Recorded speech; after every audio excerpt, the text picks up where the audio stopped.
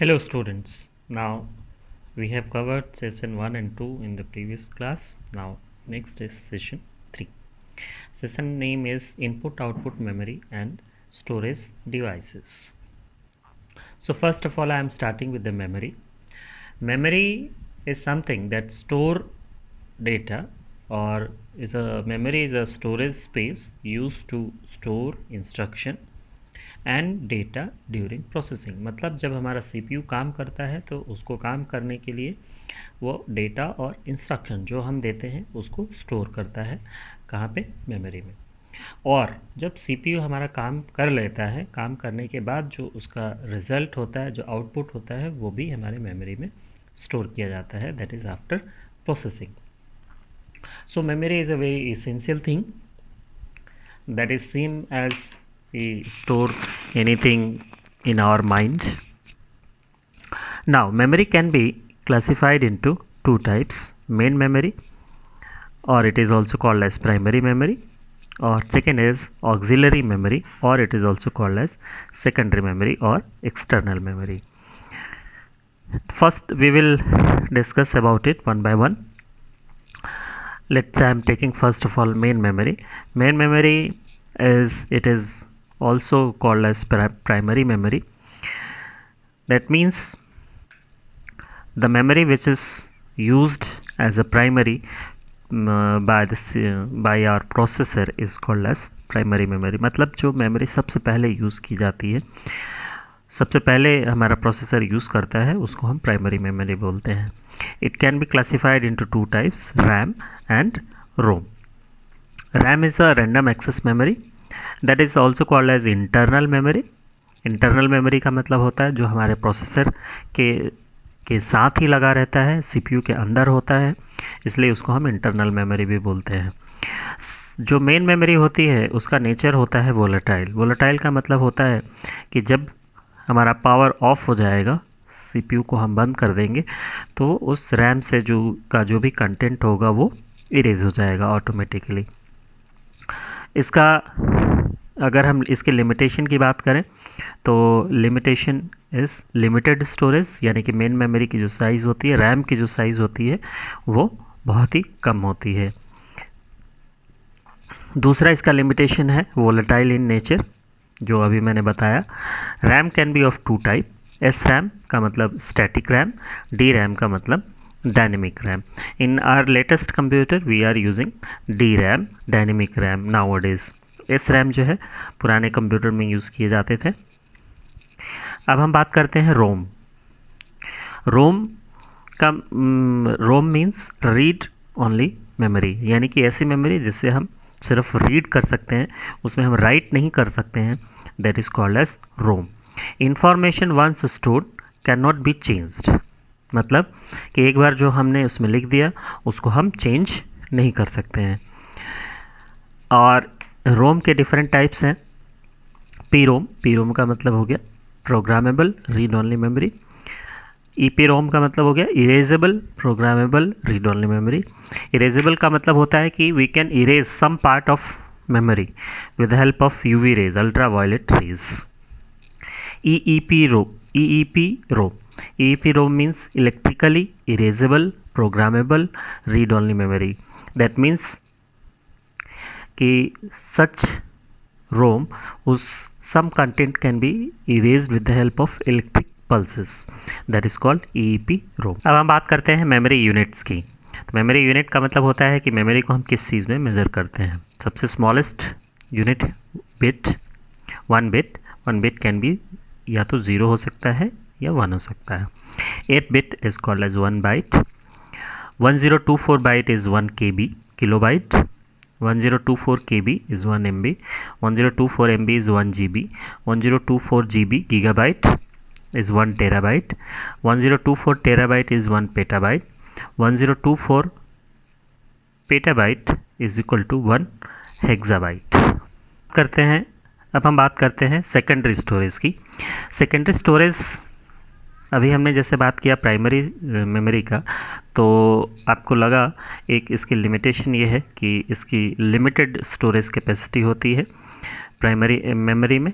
तो और दूसरी इसकी लिमिटेशन होती है कि ये परमानेंट स्टोरेज नहीं होता है।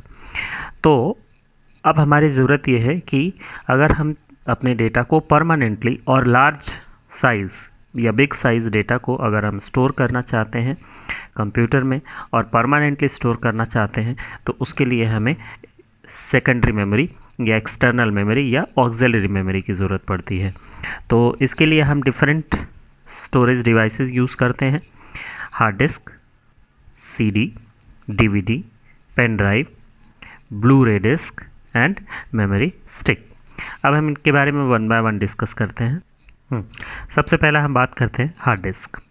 Hard disk memory store information on one और मोर सर्कुलर प्लेटर्स और disk of magnetic material which are continually spinning। Hard disk जो है एक तरह का मैग्नेटिक मटेरियल से बना हुआ सर्कुलर प्लेट होता है। जैसे ये एक तरह की प्लेट दिख रही है, ये एक सीडी है, बट हमारे जो हार्ड डिस्क के अंदर है उसके अंदर भी ऐसा ही प्लेटर होता है जो मैग्नेटिक मटेरियल से बना होता है और वो हमेशा रिवॉल्व करता रहता है, जिसकी आरपीएम जो होती है 5200 आरपीएम। आरपीएम मीन्स राउंड पर मिनट, यानी कि वो हार्ड डिस्क के जो प्लेटर्स हैं इतने स्पीड से स्पिन करते हैं और उसी स्पिनिंग डिस्क पे हमारा डेटा जो है परमानेंटली स्टोर किया जाता है। और स्टोर किया जाता है किसमें? मैग्नेटिक बिट्स, जैसे टाइनी मैग्नेटिक स्पॉट्स के फॉर्म में। मतलब उस पर छोटे छोटे मैग्नेटिक डॉट्स बना दिए जाते हैं। जब भी हम इलेक्ट्रिक करंट पास करते हैं तो उसके मैग्नेटिक मटेरियल चार्ज हो जाते हैं और इस तरह से उस पर डेटा स्टोर हो जाता है। नेक्स्ट है हमारा सीडी। सीडी सभी लोगों ने देखा होगा। CD is a optical media and CD is a relatively cheap and have a storage capacity up to 700 MB. DVD is an optical storage device that looks the same as compact disc but able to hold about 15 times as much information and transfer it to the computer about 20 times as faster to CD ROM. DVD जो होता है वो CD की तरह ही दिखता है और वैसा ही होता है, लेकिन उस पर हम 15 टाइम्स ज़्यादा डेटा को स्टोर कर सकते हैं और CD से ये 20 टाइम्स फास्टर होता है। DVD is also called a super density disk SD and that can store up to 17 GB of data. Next is a pen drive or thumb drive, or it is also called as flash memory. Flash is a solid state memory. It has no moving part unlike magnetic storage। मतलब इसमें कोई भी moving part नहीं होता है और इसमें एक इंटीग्रेटेड सर्किट होता है जो हमारे डेटा को स्टोर करता है। And pen drive can store up to 256 GB। Next is a Blu ray disk. Blu ray disk is a successor to DVD। DVD के बाद DVD को मॉडिफाई करके ब्लू रे डिस्क को बनाया गया है। Blue laser can write more data compare to red laser of DVD। DVD और Blu ray disk में एक डिफरेंस है कि DVD के डेटा को रीड करने के लिए रेड कलर की लेज़र लाइट यूज़ की जाती है और वाइल ब्लू रे डिस्क में ब्लू कलर की लेज़र बीम्स को यूज़ किया जाता है। Blue ray disc can store more data in the same 20 centimetre space. तो ब्लू रे डिस्क जो है ब्लू लेज़र बीम्स को यूज़ करता है और इसलिए उसकी कैपेसिटी जो है वो ज़्यादा होती है। Blue ray disc of capacity 25 GB, 50 GB are commonly available. Next is memory stick. Memory stick is a type of removable memory card that you can connect to computer or other piece of electronic equipment. See, this is a memory stick. ये memory stick जो है ज़्यादातर use की जाती है कहाँ पे?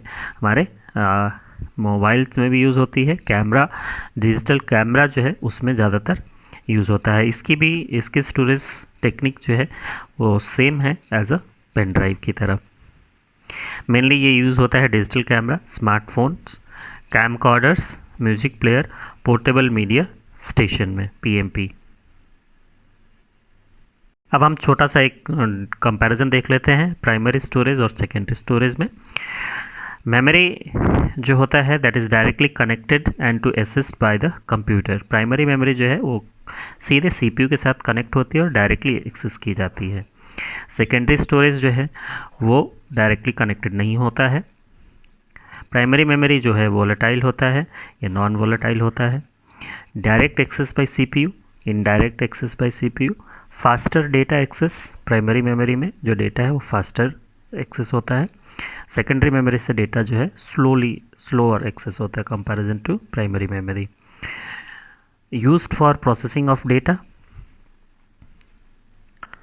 और used for storing of data.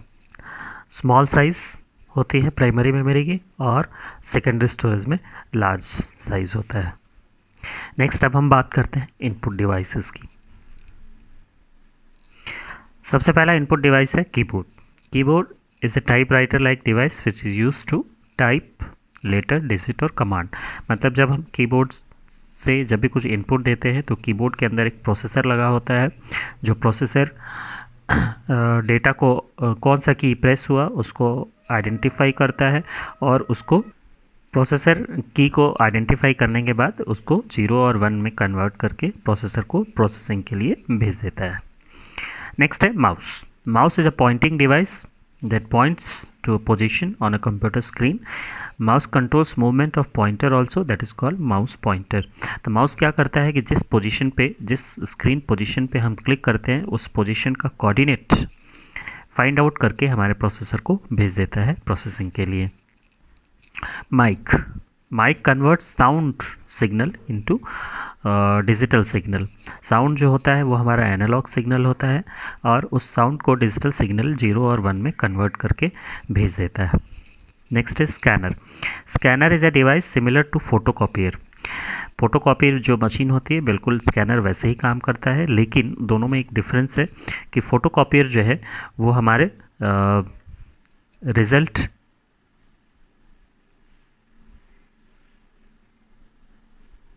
Photocopier जो है जो रिज़ल्ट है वो हमारे पेपर पे जेरोक्स करके दे देता है, that is hard copy. But scanner जो है उस पेपर को स्कैन करके डिजिटल कॉपी प्रोड्यूस करके देता है। This is the difference between scanner and photocopier machine. Next is bar code reader. This is a bar code reader. Bar code reader जो है that is used to read bar code which can be found on different products. जैसे इस पे देखते हैं, इस पे bar code नहीं है, आपकी बुक के पीछे हो सकता है या बुक पे या कॉपी पे, बहुत सारी जगहों पे बार कोड होता है। तो बार कोड जो है लेज़र लाइट्स को यूज़ करता है आइडेंटिफाई करने के लिए thickness of the bar. Next is a light pen. Light sensitive input devices shaped like pen used to draw on computer screen and makes a menu selection.